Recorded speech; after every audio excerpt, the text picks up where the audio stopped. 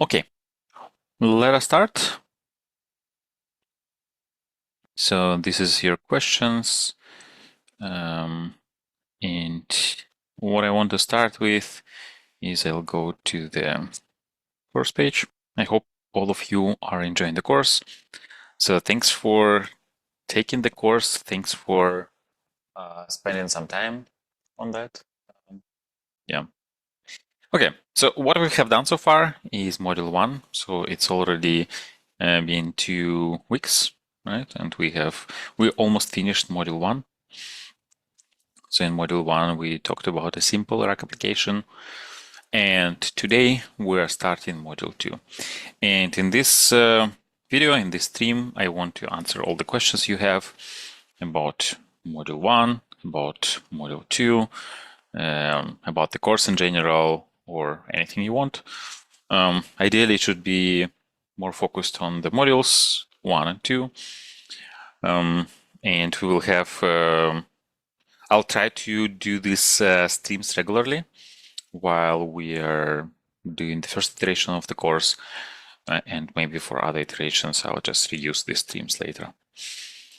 Okay, yeah, hi Timur, hi Ella, hi Mikhail, hi everyone. So let's start with this form. And like there is a pinned link in the live chat. You can click on this link, ask your questions, and these questions will appear here. You can also scroll through that and see if the question you want to ask was already asked, just upvote it. Yeah, so I hope you have a lot of fun, and let's start with questions. So the first question is, what about Saturn Cloud? More than 4 days, no email or no account is created by Saturn. I am following you as you mentioned in the video. So what I think you mean is that you did not fill the form and then you asked for a technical demo, and in the technical demo you wrote that you're a student, you're a participant of LLM Zoomcamp, and you did that, you sent an application, and they have not responded so far. Probably this is the case, so Saturn Cloud team is not large, so they just have a few people, so they probably cannot just cope with all the volume of students, all the volumes of requests that we generate. That's why we wanted to have the form in the first place, so they can bulk invite everyone. While you're waiting for the response, what you can do instead is use Google Colab. And there is a link in module 2 that I just added today, and I also shared this link in Telegram. Is this to this video, which explains how exactly you can use Colab as an alternative to Saturn Cloud. Yeah, so check it out. It's quite simple. And then this is the notebook I created. So the main thing there is just using the setting up the runtime here, change runtime type, and then you can get access to a GPU too with Google Colab. So that's all I can suggest now. So probably it's just too many requests that they get. Question homework 1 question started directly Elasticsearch, and that videos before. Sorry, it's difficult for me to parse this. So I don't think it's even a question. So homework 1 question started directly with Elasticsearch. It's a statement. Yes, this is a true statement. This is a correct statement. And videos before 1.6. I don't understand. Like, do you ask if you have to use Elasticsearch for homework? Yes, you have. If you ask whether you have to use Elasticsearch for your project or in general, no. Like, if we talk about your project, you can do whatever you want there. As for homework 1, you can see the questions there. They are about Elasticsearch, hence you need to use that. Conrad asks, can we come up with a few ideas for the end project that we can create? I need to put my imagination into motion. Thank you. So first of all, Conrad, thanks a lot for your kind words about the course that you wrote in Slack. So nice to see that you enjoyed. A few ideas. I think I suggested one idea. So let's say you have a YouTube video or a bunch of YouTube videos. What you can do is you can index the transcripts from these videos. And I think like if I go to our YouTube channel and if I open any of the, like for example, this is the interview we had. So usually there is a transcript, if I can find it somewhere there is a transcript, subtitles. So the subtitles, yeah, there are subtitles, but you can also sometimes see a transcript here. I just don't know where. Yeah, transcript, show transcript. And here we have the transcript, right? And I think it's possible to get the transcript or this subtitles file, and then you can write a project. In your project, you can talk with AI about a video. And then it could be not just one video, but multiple videos. So for example, what if you take all the podcast episodes and then you can talk about AI about all the podcast episodes?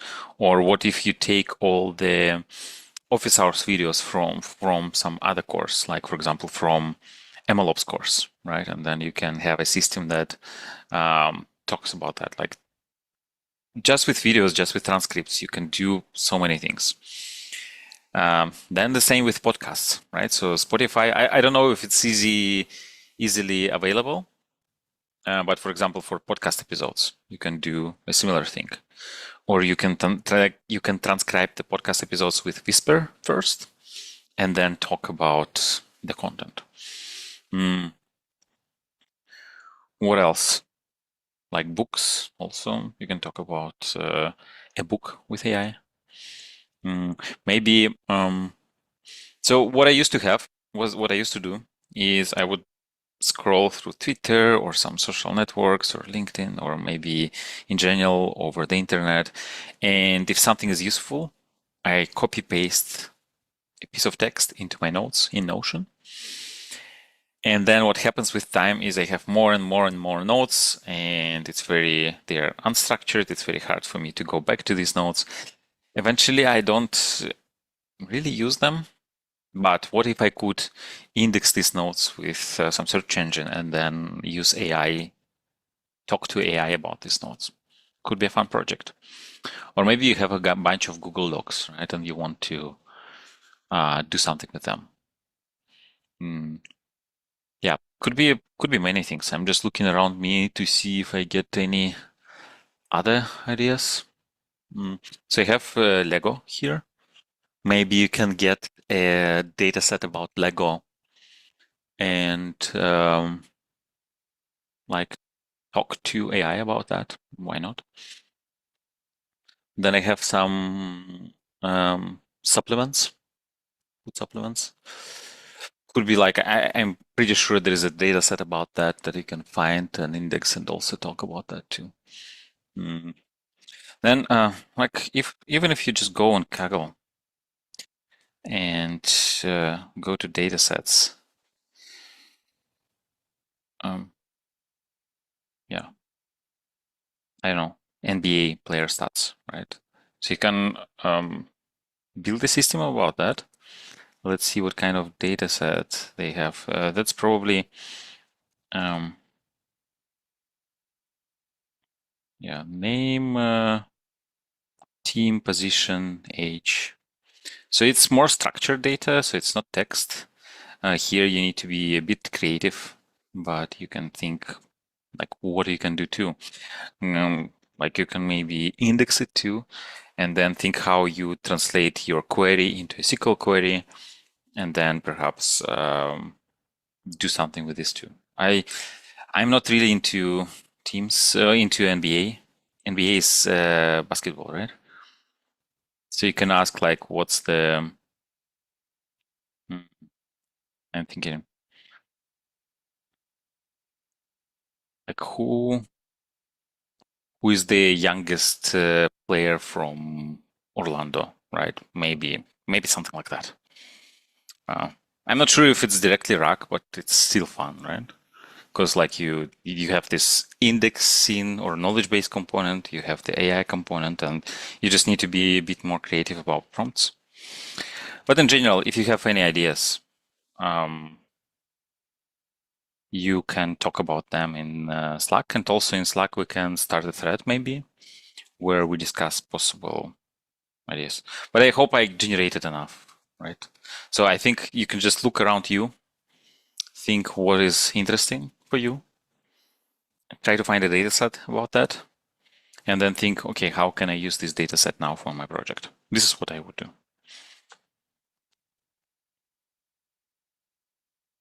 From chat FAQ, does the competition count as the capstone?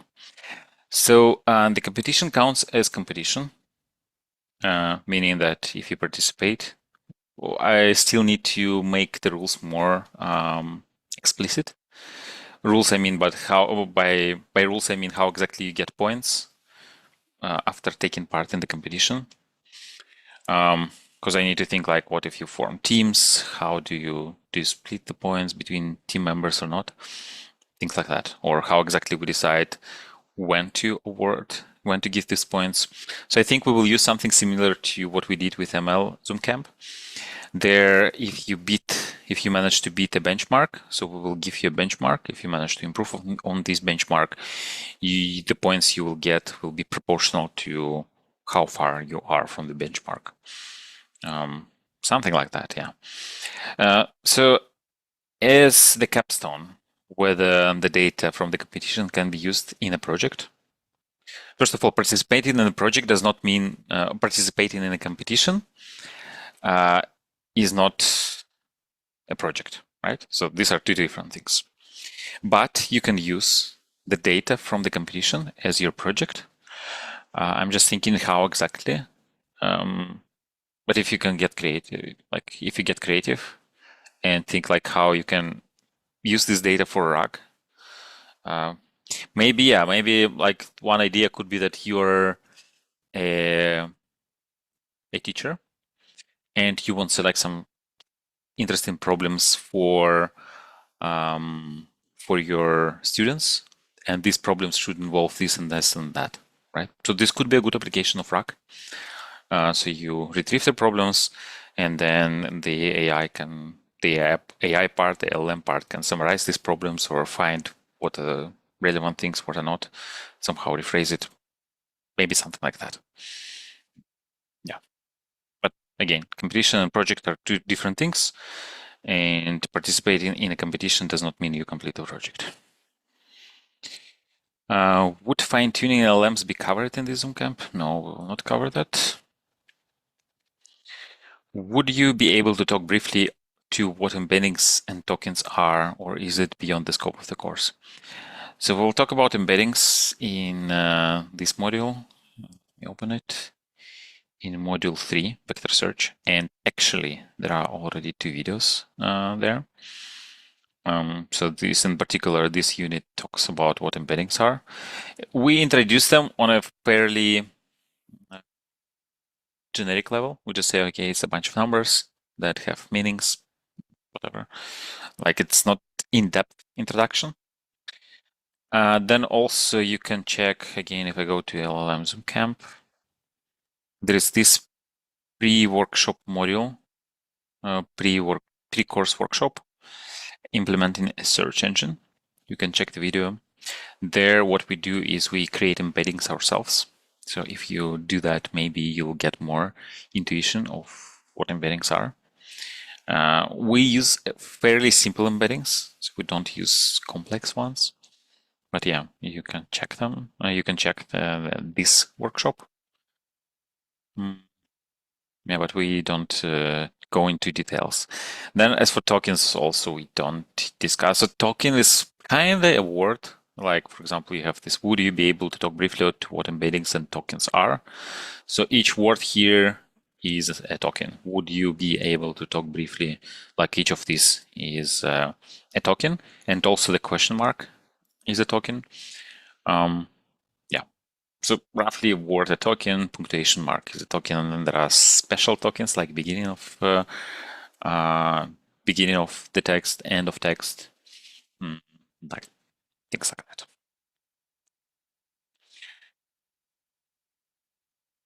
Okay. And I see a comment from Michael saying that the like button is pretty lonely there, and I couldn't agree more. So please like the video.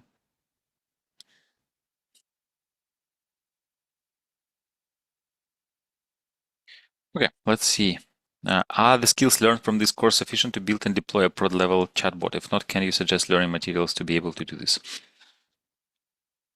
Kind of, yes. Again, depends on what exactly you want to deploy. Like if you want to you deploy an open source LLM, let's say one of those that we discussed in module 2, and you want to do this on your own Kubernetes cluster, then no, you will not cover that. Actually, I wanted to make this a part of the course, but at the end we couldn't manage to find an instructor for that one. Hopefully for the next year, maybe. But no, this is something we do not cover. So if you're interested in this kind of productionizing stuff, then no. But for most applications, actually, like if you just use OpenAI or some other provider, this is enough. Then we also in the open source section we show you how to Dockerize an open source model. That's also possible, like depending on how you deploy it. So this is about the deployment of the LLM component. The other part is the actual RAG application. Like this is the thing that talks to the document storage, like to Elasticsearch or some vector database, retrieves it, and then sends it to LLM. It's fairly simple. Like you can just deploy it to, at least this is what we will do in the course. You can just deploy it to Streamlit or whatever. Yeah, so we'll not talk about deployment in general, but let's say if you are already a software engineer with some experience of deploying, you can take these things and make them scalable, production ready, whatever. We will talk about some production stuff, right? So we will talk about monitoring, which is a very important thing.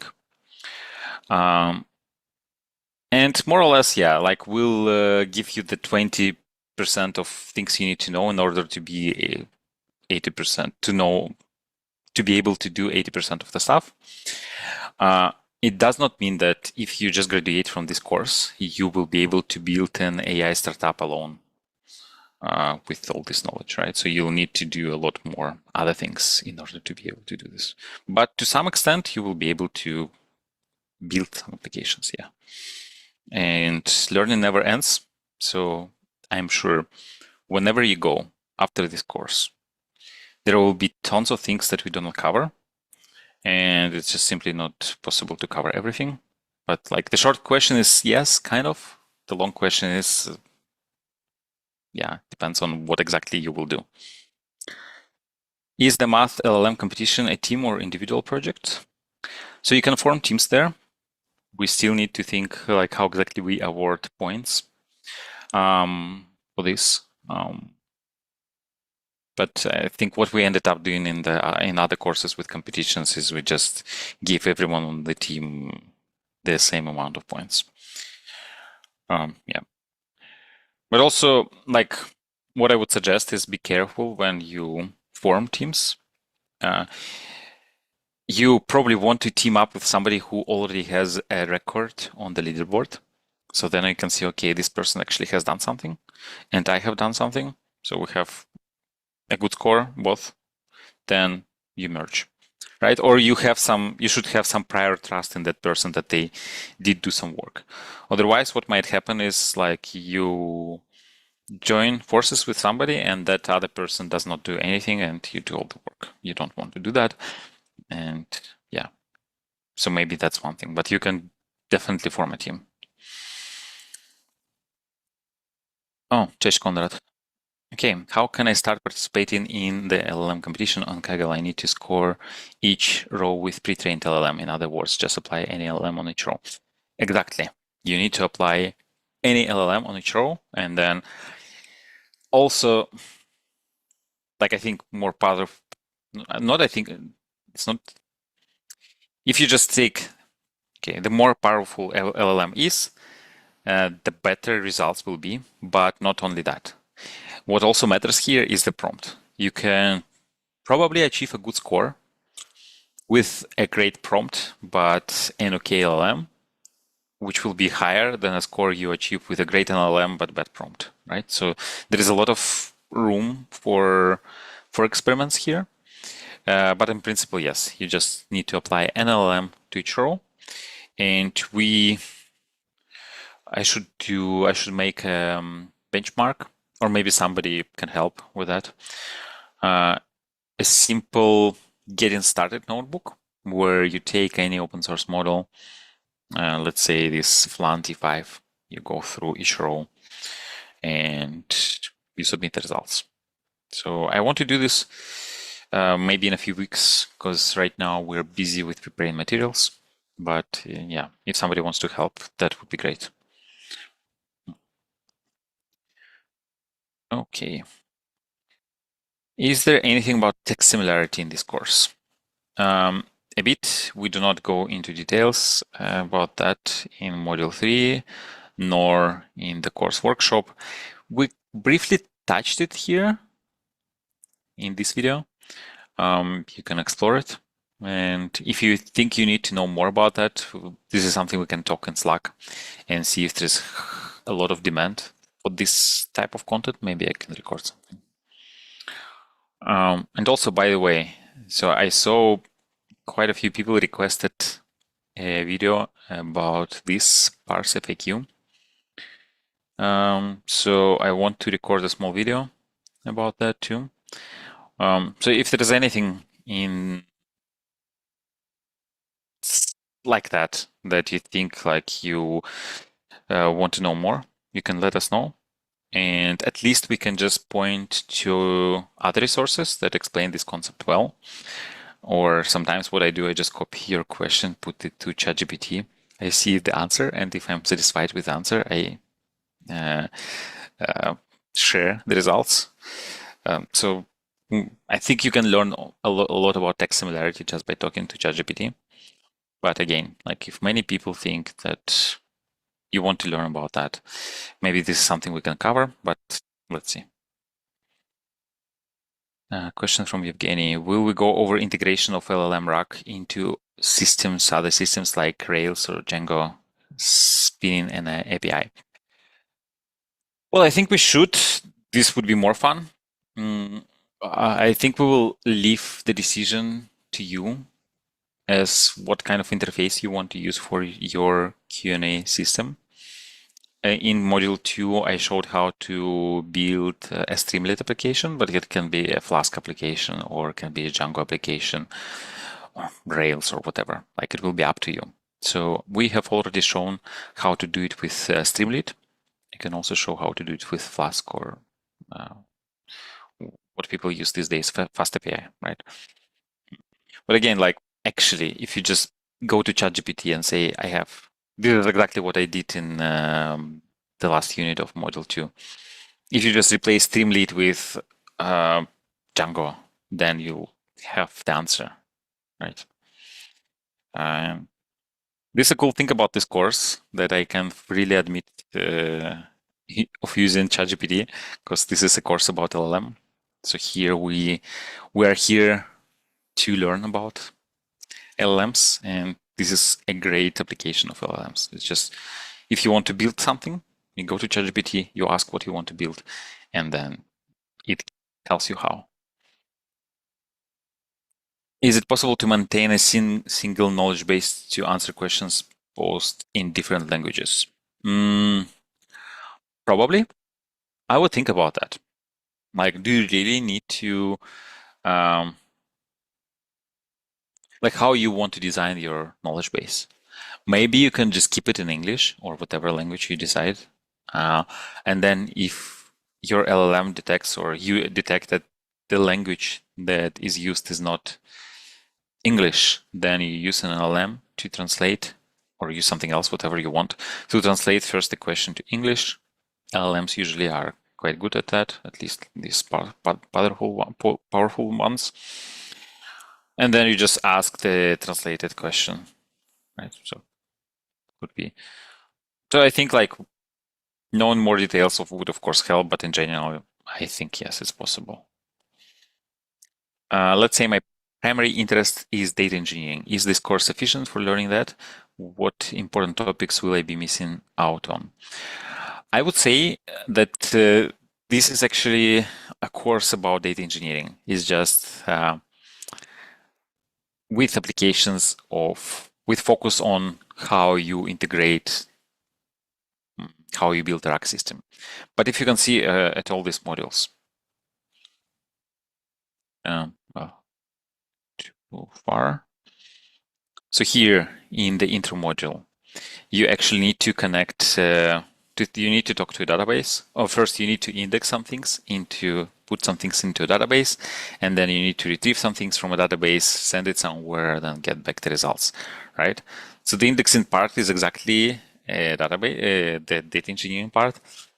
And then with open source, right, you kind of need to do similar stuff, except now you replace rack. Maybe this is would be more like ML engineering than data engineering, or what people call these days maybe AI engineering. I don't know. Vector search, again, we have a database. So like all this data flow would be something data engineers do. So yeah, I guess you'll learn a lot, or like there's a lot of data engineering in this course.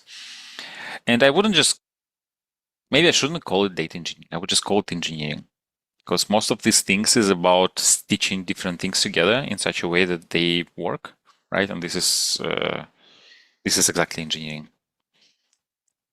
Or I think I started to hear more and more the term AI engineer. Maybe this is a thing. I don't know.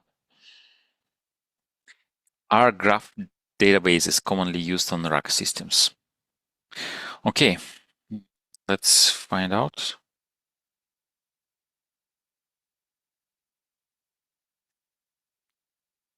Graph databases are increasingly being used in rack systems.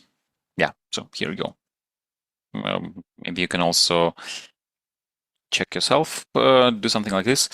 I have not used graph databases for rack, and actually at all, like in general, my experience, my exposure to graph databases are not like I haven't used them in production. I only played with them a little bit. So it's probably a good thing. Uh, Depends on your data set. Like if this is something this is something you want to use for your project, we can talk about that in Slack. But I don't know how commonly it is. I think I saw that some people use it, but maybe 5% or less. I don't know, maybe one. How can we replace GPT-4 on the first module when using Colab? Any code snippet we can reuse? This is something you will learn in module 2. So this is exactly the module that talks about that. And just recently, like maybe 3 hours ago, I posted another video that talks how to use Colab for that. Okay, is the module on monitoring and guardrails also about evaluation of LLMs? Well, let's see what we have there. So this is not a module that I'm taking care of. So this is Magdalena. And this is what she wants to cover. So you can see that there is these parts. So there is actually metrics. So yeah. Can you make some anticipations about what you do in the best practices module? Okay, so I already have some ideas. So I want to cover LangChain there. I want to cover hybrid search. I want to cover re-ranking, cost. and also cost reductions. Do I miss anything? Well, I think if we cover all this is already good. Yeah, and if you think we should cover something more, I'll probably do this module with Magdalena. So Magdalena wants to cover the cost part. I'll probably cover the other parts. So if you think there is something you want us to cover there, let us know in Slack. Can we use Collab for majority of the work?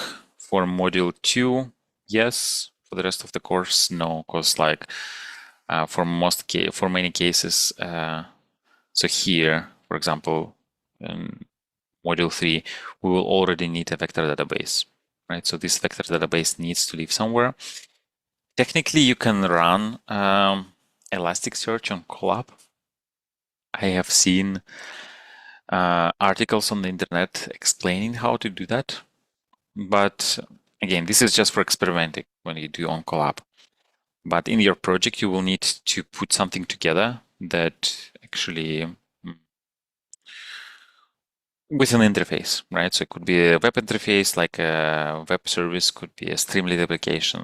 But in this case, it would be very, very difficult to use Collab for that. So for some work, yes. Majority, not so sure. What are the type of jobs for beginners and advanced can we apply when mastering all those materials? Such a broad question, like, I don't know. What kind of jobs do you have in mind? Like data scientist, yes. Like I don't see a job that is called like LLM engineer or whatever, not yet at least. So you will be able to build track applications, but when it comes to job search, I am still not sure. Like this is a fairly new area, so this is not that established. So that's why I cannot say, okay, like do that and you'll be able to work as AI engineer. Because like, even if it's, I think in some companies, this varies so much, like even more than data scientist. Then, so the way I see it is, you already have some skills, right? So let's say you're a software engineer or a data engineer or a data scientist. With this course, you'll be able to learn the basics in such a way that when you need to implement a similar application, you will be able to do this, right? So it's not about specifically training you to do a particular type of job, like maybe for other courses, like for ML engineering course, we prepare you to be an ML engineer. For data engineering course, we prepare you to be a data engineer. For LLM course, it's more like a general introduction rather than training for a specific job, at least for now, because the roles that involve LLMs are not yet established. And in companies, it could be anyone who is doing what we describe here. Could be data scientists, could be data engineers, could be, I don't know, software engineers, could be anyone, right? As long as you can program, you can do these things.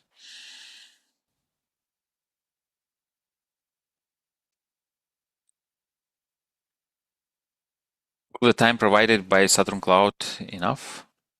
I think so, yeah. The 10, 15 hours should be enough to at least experiment with the module content and also do some work on your project. Like maybe you want to take part in competition. Like when it comes to projects, I still need to think how exactly, or we need to think how exactly we want to, like, let's say you want to use Plantify as an LLM for your project, right? So how are you going to host it? That's the thing. So if it's CPU based, you just create a service, right? If it's GPU based, then it means you need to have a GPU, right? Yeah, I think it's possible, right? So you just here we in one of the sections we talked about hosting. These instructions for serving. So if you have a GPU, you can just follow these instructions and serve a model. Except like when we do peer evaluation, maybe your peers will not have access to GPU. but at least they will be able to see, okay, that this is the serving part for the GPU LLM, for LLM on GPU. But yeah, we're still thinking about the exact criteria for the project and how it will look like. You will see more details on that. For module 2, definitely enough. For competition, should be okay. Will we need a good GPU to test the notebooks? Yes. Like, what do you mean by good GPU? Like, you can use Saturn Cloud. Like, if you have a similar sort of GPU at your computer, then I think it's a good GPU, right? So then, if you want to use your local environment, then you have to have at least the same sort of like the same RAM as you have on those GPUs. Can you list some of the beginner projects that we absolutely need to have in our portfolio? Oi. I cannot, but I can ask my friend. I'm taking an LLM course about LLM engineering.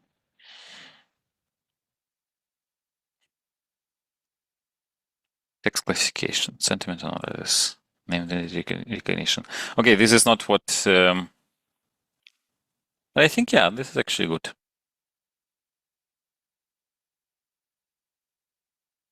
It's not like you must have them, but like, for example, text classification, build a model to classify emails as spam or not spam. So I think what would be a cool project is that you use an LLM to generate some training data, and then you train a usual machine learning model on top of that. That would be a cool project portfolio. Like if you want to, let's say if you are a data scientist or you want to work as a data scientist, if you have a project like that, it shows that you can generate labeled data somehow. So it's not like you just take a data set that is ready already, you do some pre-processing. So indeed, this would be a good project. Sentiment analysis, it's the same thing. Named entity recognition is sort of along the same lines, just a little bit more complex data gathering process. Text summarization. I think this is like super simple. You just take an LLM and say, add a prompt to summarize this. Chatbot development. So this is quite interesting. Machine translation. I think this is too simple. Question answering system. This is what we do here in this course. And I think if you have that in your portfolio, that's already quite good, especially if you do this around some topic you care about, then it's quite interesting. Yeah, I mean, most of them are kind of not really good suggestions. I mean, they don't really focus on applications of LLM. They more focus on like machine learning, I think. But yeah, with my comments, I think you have some ideas. But also, like when it comes to projects, I think the most interesting thing, the best thing you can do is think about what is interesting for you personally and try to build a project around that. Then, because you have interest in that, it will drive you. Like for you, it will be you will want to spend more time on that because this is interesting, right? And then you have a project with many different things there, and it will not be like just a 5-hour project that you finish and forget about this. It will be something more involving. So you will always have things to talk about when, let's say, you're on an interview. Another thing that you can use for inspiration about your project is, let's say, you want to work with a specific domain, in a specific domain.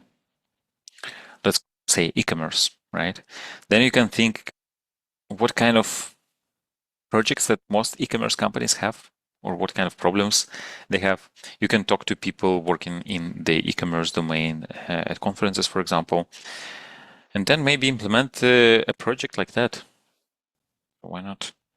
Like this is such a this topic we can talk about, that for hours, and like just just pick a project and do it. And then this would be the project you absolutely need to have in your portfolio.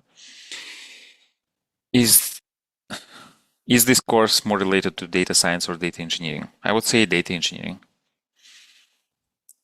When trying to sign up, log in using my GitHub account, I get server error 500. Do I need to sign up using another method? Yeah, I still, like something happened with GitHub integration for some reasons. I don't know why and what. I need to figure this out because many people reported this problem. For now, please use Google. So Slack integration also is like not, it does not work for everyone. For some people it works, for some people it doesn't. So the safest option would be Google because it just works. With GitHub, I need to figure this out. Right now, I am busy creating content for you for this course, and once it settles down, I'll have more time to actually look at the platform. So for now, please use Gmail. Do you have a good resource or recommended way to automate downloading YouTube transcripts? Was looking around online yesterday, but I couldn't find a good one. Okay, now let's see. Okay. So you know what to do next time, right? Do we have to register on course platforms separate? I mean, in order to submit the homework, all you need to do is just click. Well, let me log out. So in order to submit, you just need to click login. And then, I don't know, does it mean you register separately? I guess. But like you need to log in order to submit the homework. And you do this by clicking this button. And it does not have to be like if you did not sign up using this Airtable form, it's okay. You just log in and that's all. Will you be covering how we can bypass ChatGPT's character limit? And this is kind of what we do with RAC, right? So we cannot just take our entire database, knowledge base, and dump it on a GPT, on a model. So this is what we do here. We, instead of bypassing, we kind of engineer our way around that, I guess. So we give it the relevant parts. We already pre-filter the relevant parts and send it to an LLM. Any chance you can add a brief video to the Zoomcamp discussing job search advice and how can we leverage Zoomcamps into jobs or internships? So what you can do is go to our YouTube video, the YouTube channel, and go to playlists, or maybe I should even show you how to find it on our website. So Data Talks Club, podcasts, and here we have a ton of things about that. And actually, by the way, I have another idea for you for your project. So here you see all these things with this thing. They have a transcript, right? So these are the transcripts. So all the podcast episodes have transcripts. Not all, most of them. We're a bit lagging behind with later ones for some reasons. So I need to figure out why.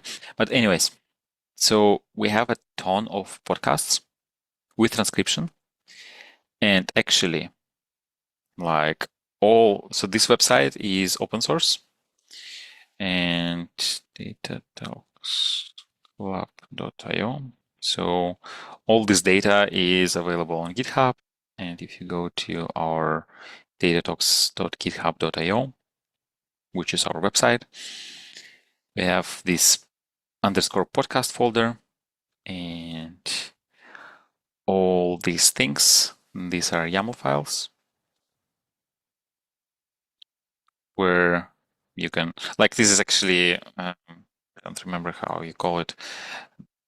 So there is this structured part with YAML, and there is unstructured part. So this is YAML, and this is something you can uses your knowledge base, for example, for your project. Could be a fun project. And then you can, so once you develop this project, you ask this question to this project.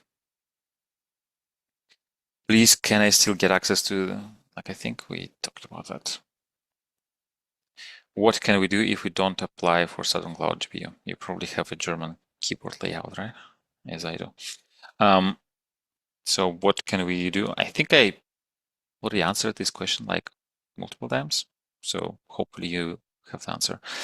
We talked about that. You mentioned tools like ChatGPT helped you learn German. Are LLMs also good with languages besides English? So I use it in Russian too quite often. So I think for like big languages that many people use, it's fairly good because there is a lot of content in these languages on the internet. Yeah.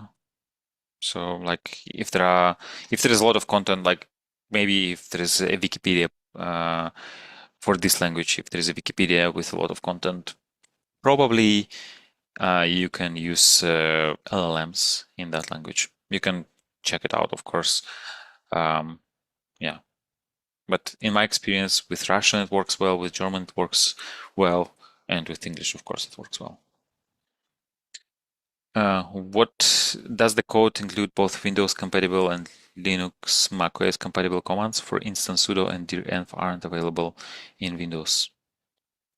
Okay, so do I have terminal? Sudo? Okay, probably I don't have sudo. Yeah, sudo. Yeah. What about direnv? Yeah, for some reasons I have Windows and I have direnv. I don't know what's the reason. Anyways, like, okay, I have a Linux compatible environment here, which is Git bash. That's why like I can do all this ls, and I recommend you to do that. We do not provide like, for example, PowerShell commands. We have PowerShell here, like command prompt commands or PowerShell commands, but you probably know this tool, right? I think I might have used it a few times already, even in this stream. So how about you take the commands we have in Linux and ask it to translate them to Windows? That should work, I think. Will be ready to apply for a job as Gen AI developer or AI engineer after this course? I have no idea what these jobs mean and what they need to do. So maybe yes, maybe no. Really depends on the job description. So if you come across a job like that, and you can share the link in our Slack, and then I can say, will this course teach enough or not? Or again, I have a great idea. You can use ChatGPT. You can copy the job description. You can copy the course syllabus and ask, hey, do you think after completing the course, I'll be able to apply for this job? And I would be interested to know what it answers. So if you come across a job description like that, please first try ChatGPT, and then you can share the answer, and then we can discuss the answer.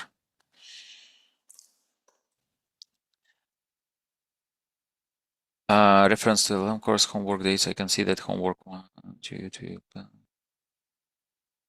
So